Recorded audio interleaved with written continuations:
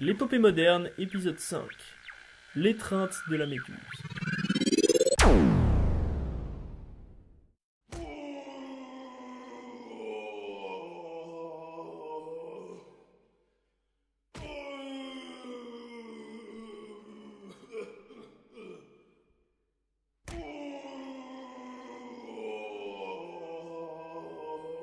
Et on entend encore, et encore, et encore, et encore, et encore, et encore les coups sur son visage blême, mouillé de sueur, ensanglanté, résonner dans les campagnes à plusieurs kilomètres à la ronde.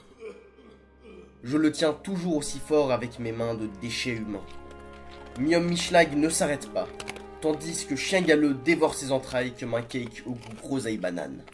Mium Mischlag s'arrête de frapper le viril vigile Noah. Maintenant, il sort un sécateur de fleuriste de la taille d'une méduse.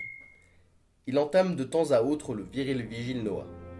Un coup le bout du nez, un coup un avant-bras, un coup le tendon d'Achille, un coup Namatata, et enfin il sectionne à moitié le cou du viril vigile Noah. Compactman ressemble maintenant plus à Pac-Man qu'à un viril vigile. La foule est médusée.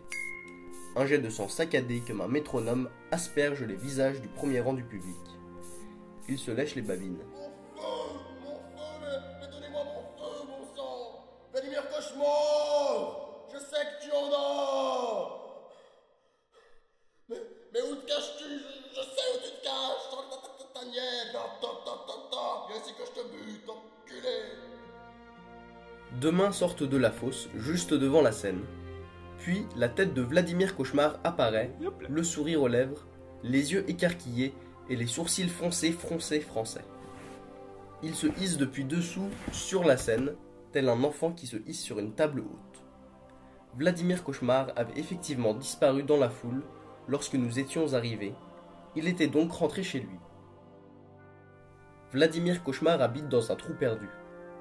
Non pas que ce soit un endroit loin de tous et coupé de toute forme de vie, mais Vladimir Cauchemar habite dans un trou sous la Seine en bois.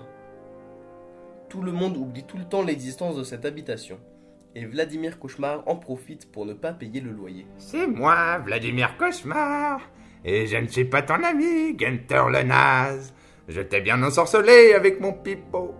Mais cette histoire, c'est du pipeau. Si seulement tu savais qui était notre chère mère. Je suis votre chère mère de Verrier, ni plus, ni moins. Je le suis et je le resterai à jamais. Je ne suis pas autre car ce serait fortement dénigrant pour mon ego.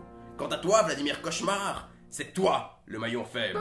Chante tes dents qui se brisent sous mon poing, là. Peuple, n'écoute point ce charlatan, ce flibustier, ce joueur de pipeau. Il est déjà loin à l'heure qu'il est, son esprit se dissipe et il se rapproche du trépas. Hey yo, mesdames et messieurs, cet homme est sous l'emprise de la méduse. Il dit n'importe quoi. La méduse Vous n'aurez pas mon feu, cher monsieur le ver de Merrier. Vous êtes bien trop fou pour jouer avec le feu. En plus, vous risqueriez de brûler ma plume de phénix d'un rouge vif et mon pipeau fait de bois comme ce plancher décrépit. Ah, sacré Vladimir Cauchemar. Il est vrai que j'ai un casier judiciaire. Peu net, mais pas de quoi se faire de mille. Alors, comment vont les affaires? Ne me jouerais-tu pas un de tes morceaux nouveaux? Non, jamais. Mes dents brisées m'en empêchent. Qu'est-ce que la méduse, au fait? Vladimir Cauchemar prend conscience de lui-même, tombe et s'étend au sol sur le corps du viril vigile Noah. J'agonise à terre. Je me remémore le choc de la mort de ma mère. Et Vladimir Cauchemar, quel traître! Aussi, je ne discerne plus la réalité, l'impression d'être dans cet état larvaire depuis des millénaires.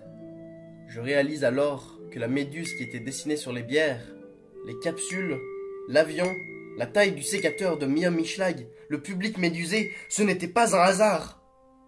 Le maire de Verrier nous a donc tous drogués. Le maire de Verrier s'est trompé. Je suis le maillon faible. J'ai ressenti les effets avant Vladimir Cauchemar.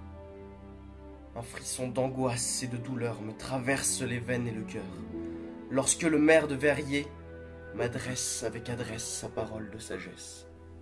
Détrompez-vous, Gunther le naze. Votre mère n'est pas morte, elle est belle et bel et bien vivante. Je peux même vous affirmer qu'elle se trouve parmi nous. Et j'ai un témoin pour le prouver. Jacobin! Jacobin! Jacobin! Viens ici! Après la funeste fin de Vladimir Cauchemar, le dernier pipeau, quelle ne fut pas la stupeur de Gunther le Naze lorsqu'il découvrit qu'il avait été drogué par le maire de Verrier. Lui et tous les autres aussi. Mais qu'en est-il de Philippe, sa mère? Serait-elle encore en vie, comme le prétend le maire de Verrier? Et qui est ce Jacobin dont le nom se prononce sans trop de difficulté? La réponse, demain, dans l'épisode 6.